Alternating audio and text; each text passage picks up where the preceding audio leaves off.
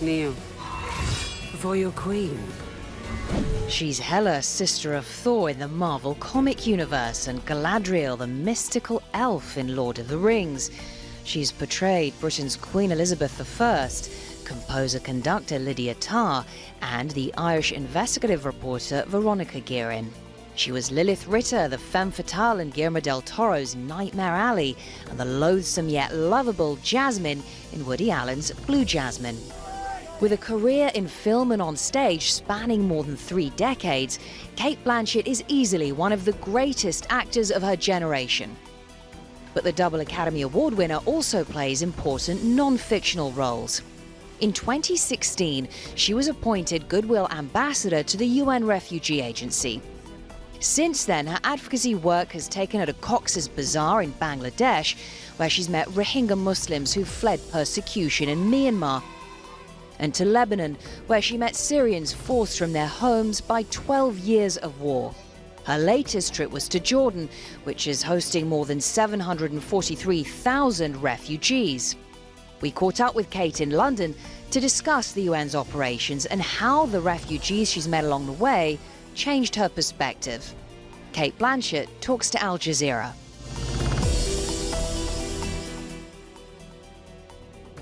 Cate Blanchett, thank you very much for talking to Al Jazeera. Thank you for the time.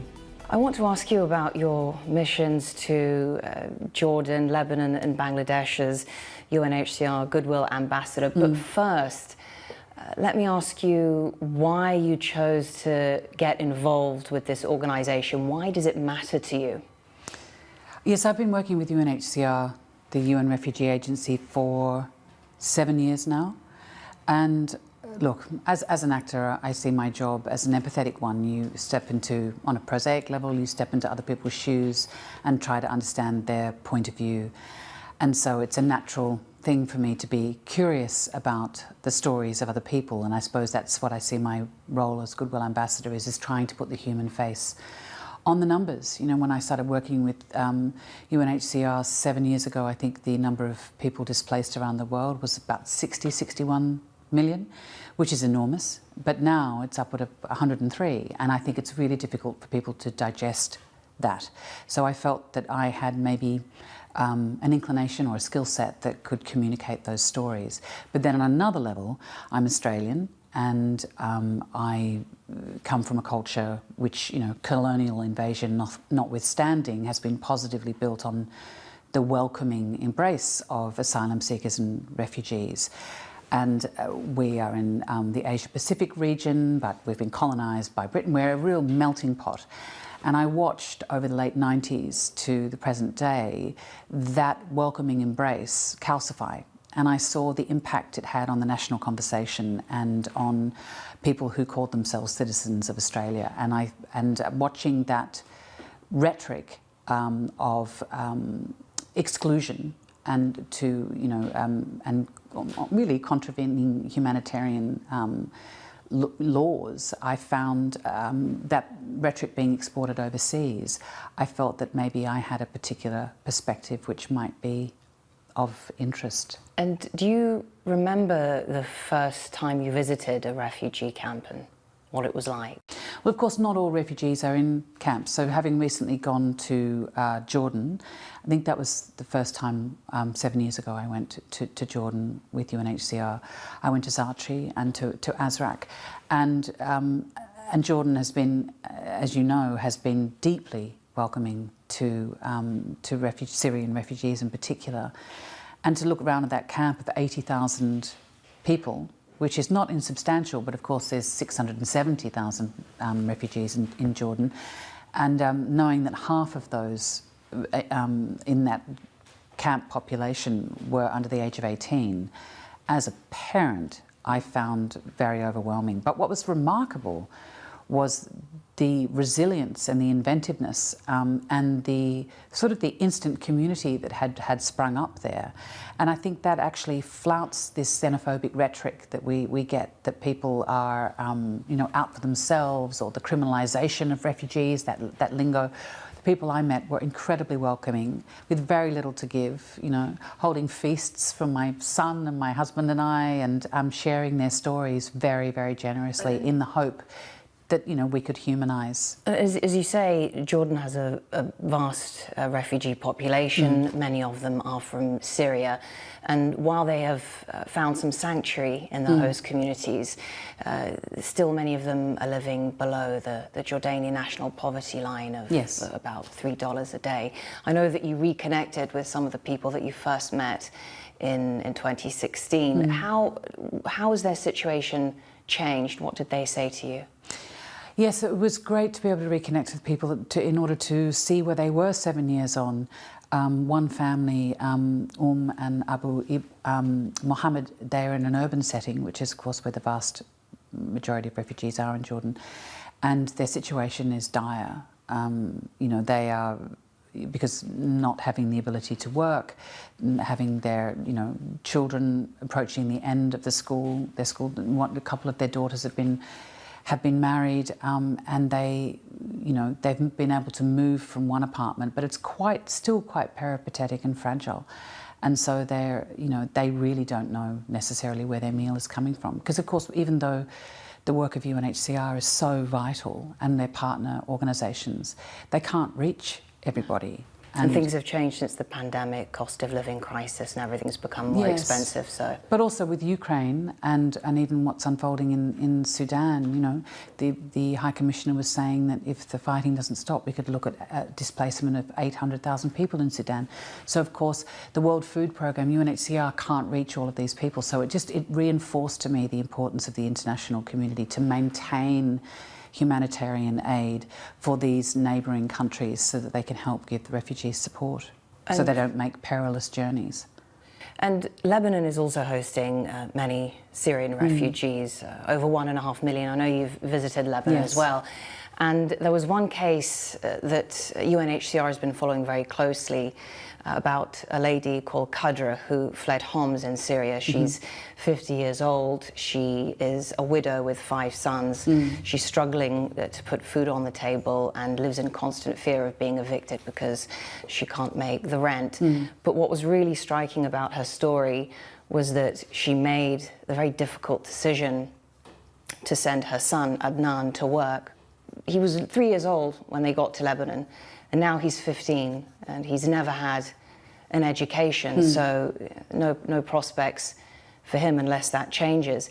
Is that the point at which hope diminishes, when a child or an entire generation of refugee children can't access an education? I think education is an absolute lifeline, no matter what country you grow up in or may have been displaced to, and that was something that really struck home to me in Bangladesh, in Lebanon, and in Jordan, both times I've been there, and particularly in Jordan this time, seeing children who were 8 before and are now approaching the end of their education with no hope of having a tertiary education, but with so much to give. It doesn't behoove anyone, no matter how far away you are from the conflict, to know that there's an entire generation who are going to be disenfranchised and uneducated, particularly when they have so much to give. And painful for me, I think, on a personal level, knowing that one of my sons who's just doing his A-levels, about to leave school, contemplating which university he might go to, and then meeting 2 boys,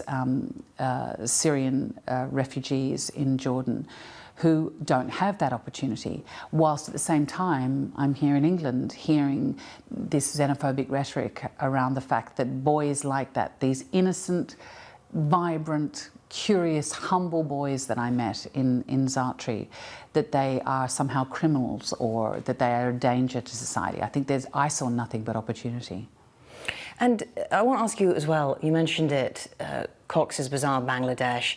This is 1 million Rohingya refugees living in the largest refugee camp in the world. The Rohingya, an ethnic minority who've been denied citizenship in Myanmar, making them the world's largest stateless population. In 2017, there was persecution, human rights violations, so that led to the fastest, largest influx of refugees into Bangladesh. And I remember when we were covering these stories, there were some really horrific accounts of torture, violence, gang rape. I'm just wondering if there is anyone that you spoke to, someone whose experience has really stuck in your mind. It was in Bangladesh, in Cox's Bazar, I met several people who had literally just arrived, and there were two women in particular. One woman who had given birth and watched her house catch on fire, and her husband had fled, and she didn't know where he was. She watched her grandmother be dismembered in front of her eyes, and with a newborn baby had to move through the jungle, and she was displaced internally for 6 months with a newborn baby, and had just arrived to safety in Cox's Bazar. And when we say safety in Cox's Bazar, you know, just after I left, there were mudslides, and then, of course, there were fires. The fragility and the temporality of their existence can't be stressed more highly. So the fact that she was feeling safe was a relative concept to her. I mean, I can only imagine, I mean, giving birth is complex enough, but to do so as a single female, having no food, no water, and no community, because your community has been decimated in front of your eyes, and then fleeing. And of course, Bangladesh has been deeply welcoming to, by comparison to so many countries. But of course, as we know, the majority of refugees, 74% of them are housed and welcomed by countries who are the poorest countries in the world. So, you know, it's frustrating and to hear people talking about exclusionary policies, immigration policies, refugee policies, when in fact so much of the burden is being carried by those neighbouring countries. Speaking of that, you are the co-creator and executive producer of a very compelling, thought-provoking 6-part drama on Netflix, Stateless. And there are these moments which really encapsulate the political and the public aggression that you speak about towards refugees in host countries. And it's really captured in the language in parts. And there's one scene in which your character, Pat, says, and I will quote this to you, "I know you love it here, as I do. If I let you in, everyone could be infected. I'm not going to let you destroy our way of life. It's our home, Sophie. You are not welcome here." How do you explain the failure of empathy for people who've been forced to leave their homes in such unimaginable circumstances? Yeah, so I mean, we set the series inside a cult of sorts, and it was a way of discussing offshore processing of asylum seekers and refugees, but almost like a prequel when it moved from onshore to offshore. And I watched, you know, the welcoming, I mean, you know, brand Australia is sort of multiculturalism, that, you know, that sort of 90s term, and you know, we see ourselves as being very affable and welcoming as a culture. But I watched that calcification happen through continual xenophobic rhetoric, jingoistic slogans in the media, repeatedly, without people challenging them, and the discussion of the complexity of human migration and the displacement crisis being taken off the national agenda. And I think these are complex issues. And no one's denying that, you know, apart from the fact that, you know, there's a human crisis, it just gets politicised, but there are complex political problems when you're dealing with borders and populations and economic crises and pandemics. But we need to talk about them, because it's only through... but I suppose people don't want to. They would rather sort of have them at a detention centre in a desolate bit of land, in a place where you don't want to deal with it. It's interesting that people say people don't want to. I think that there's not the forums provided for it. And I think that it's easier for our governments, for people not to talk about it, for us not to talk about difficult things like the climate, you know, how do we tackle climate change as a species, because it's much easier, it's not deemed to be election-winning fodder. But people, by and large, individually, when you look at the homes of Ukraine, the outpouring of people in England who wanted to help people. I do think, by and large, people are generous. I think we are conditioned into not being through fear. And I think part of it is people say, what can you do as an individual to combat the human displacement crisis? I think part of it is challenging xenophobic rhetoric and looking to the facts and not the slogans, because language is incredibly important. And I think when we're fed that xenophobic language, when we don't connect to the individual, now? I think it is, and I think it is understandable with so many protracted crises going on, and Syria is one, you know, that how much can we continue to give? But the problem is, unless we support the neighbouring countries who are shouldering the majority of the burden, then the crisis doesn't go away. It just mutates into something else. And at the centre of that are a generation of young children. Do you reckon people are making the connection between the migrants that are dying at sea, people prepared to risk their lives, and the wars and conflict and poverty and climate-induced crisis in their home countries? Is it that the information isn't being disseminated? Is it that politicians are exploiting people's worst impulses? Or is it just that we need to be more curious and we're not doing a good enough job at holding our governments to account? I think it's all of the above. I think it's all of the above. I mean, I think everybody's having you know, we've all got problems of our own, within our own families, our own communities, and, you know, I think when you see an enormous concentration of wealth and you feel that the governments aren't even serving their own population, then it's easier for them to demonise and otherise refugees who are displaced through absolutely no fault of their own, and that they're but for the great, whatever God you believe in, for the grace of your God go I. I mean, that's what Stateless was all about. Is that, you know, if refugees can be treated that way, then you yourself are only a hair's breadth away from being treated that way yourself. I want to steal some more lines from Stateless. Feel free. Because it actually kind of conveys sentiment and maybe the psychology behind some of these issues and political arguments better than any sort of government quote.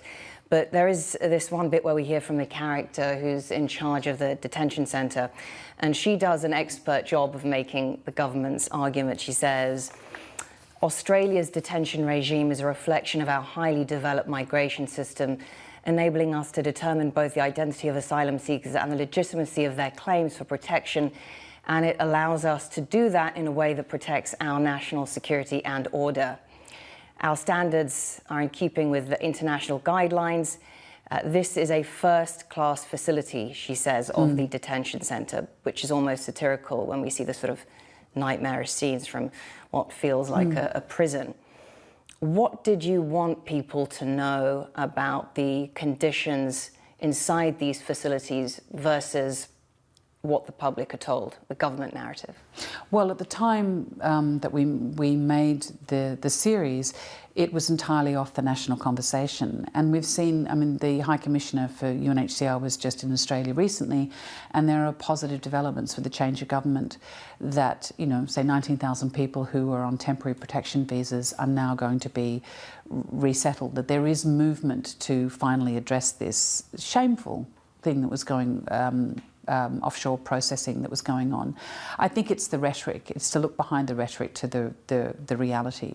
And you know, there are many countries who have are behaving in ways that are far less than honourable, and which is really difficult for those countries who have been incredibly welcoming to refugees, like Germany, like the Scandinavian countries, like Jordan, where I was recently, like Bangladesh, like Lebanon.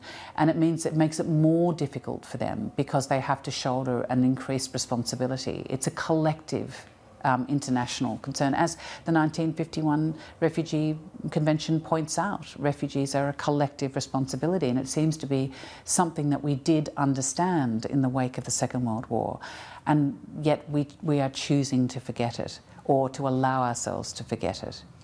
Well, of course, we're sitting here in London and taking inspiration from Australia.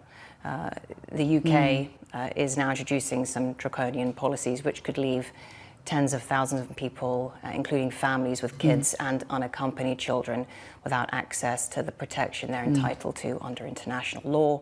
The UNHCR has said that it's profoundly concerned. They say this legislation, if passed, would amount to an asylum ban, extinguishing the right to seek refugee protection for those who arrive here, no matter how compelling their claim may be. What would your message be to the UK Home Secretary if she was here right now? Well, that it's a basic fundamental human right that everyone has the right to seek safety and protection. And that I think any country that contravenes that basic human right does so at its own social and cultural detriment. You touched a couple of times on the way in which refugees are perceived, and want to ask you a little bit more about that, because you did mention this inspirational, galvanizing approach towards the conflict in Ukraine. But what do you make of differing attitudes and perceptions depending on proximity or racial, cultural considerations? You know, sadly, the overwhelming support that we saw towards Ukrainian refugees isn't something that we have seen expressed towards other people who are escaping conflict and poverty, who often end up dying at sea. I think there's a sense that people would make it perilous journey, either because they're foolhardy or because they have so much money that they could pay a people smuggler. The people I have met have absolutely nothing and are prepared to do and to try and raise money in incredibly perilous, to their own detriment. I mean, you can imagine young women and girls, the way they might be encouraged to earn the money to make that passage, but no one makes that passage unless no other option is available to them. I sat with in a community centre in Lebanon last time I was there. I sat, and there were pharmacists, doctors, lawyers, a philosopher, primary and secondary school teachers. These are educated people who are not foolish. And one woman there, an architect with 3 daughters, was preparing to leave on a boat because she could not have her children out of education for any longer. They were being denied an opportunity of a future, and she saw that was dwindling in front of her eyes. And so people don't, it's not because they are wealthy, because they or because they haven't got a brain in their heads. It's literally that the options are running out. So if you're going to talk about trying to protect people, you have to pave safe and humane pathways for them to seek asylum. It's like talking about climate change as it's going to be solved by one individual country. It's a collective responsibility. And I think we ignore it at our own peril, not only moral peril, but economic peril, because it costs far more to exclude a swathe of people than to include them. Or to acknowledge that they can be an asset to society as opposed to a burden. Well, so, quite. Changing the language around that. It is a weird thing I find with us as a species, as that we forget our recent history. We forget how positively our cultures have been built on the embrace and the welcoming of people. Post the Second World War, we see that as a moment of great honour for this country in particular. And if we went back in time and were talking in the same way that we're speaking now, I think we would be quite shocked. There's a great deal of focus on the physical harm and exploitation of refugees. How can we convey the mental suffering that can come from that, even if you are resettled? You know, these are issues that will probably affect people for the rest of their lives, given what they've been through. Is there enough of an understanding of that? I think that there's untold trauma, you know, for people who have lived in conflict. And of course, a lot of people fleeing Syria have been internally displaced before they were forced to cross a border. I've met families that, you know, one of their children had cerebral palsy, and they had to literally abandon their bags and carry her across the berm into Jordan. So they literally come with nothing, and you don't lose those scars. But what has been remarkable to me is the generosity and the resilience and there's such a hunger to give back to their host communities. You know, people I met last time in Jordan, one woman was pregnant and now she's put herself through tertiary education. She was a lucky few who got a Daffy scholarship, and now she's teaching in the camp as a primary school teacher. So they have so much to offer. I mean, the way that they have overcome their immediate trauma is profoundly inspirational to me. You said you've been a UNHCR ambassador for 7 years now. How has it changed you and your work as an actor? I know it's infused your creative work, but what might come next for you? Would you ever take it to the political arena? Oh, I mean, I think everything's politicised. No, I don't see my work as being political. But I do see it as a great privilege to, in some way, find a non-instructional but empathetic way to communicate these stories. And you speak about stateless. I'm also very drawn to, as a lot of people are, to Buruz Bachani's story, which he wrote on a mobile phone, No Friend But the Mountains. You know, there are so many stories. Yusra Masani's story, you know, the swimmers. It's you know, there's so many incredible stories of resilience and hope and inventiveness that you know, I'd be thrilled to sort of bring to the screen. I see that's my role. Well, thank you very much for speaking to us, Cate Blanchett. Thank you.